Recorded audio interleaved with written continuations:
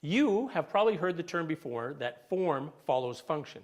So how does that relate to employee benefits?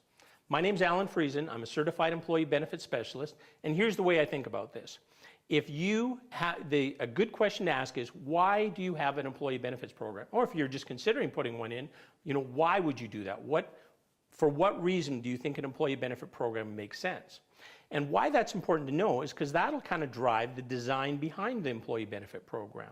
So, and there's a variety of reasons you might look at. I think you can plot them all on kind of a continuum because it serves the needs of the employer or because it serves the needs of the employee. So that's really the range in terms of why you would do this, put in an employee benefit program.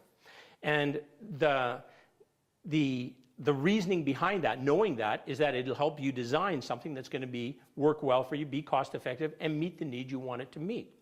If, in terms of you want to be on the employer side, you wanted to look after employer side, and all you really want to do is be able to advertise for people and say, we have an employee benefit program. Well, generally that's going to be a little bit more on the conservative side of the program, the lower cost side.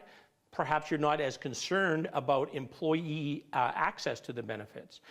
The employer administration is probably important to you. You want to keep those costs as low as possible.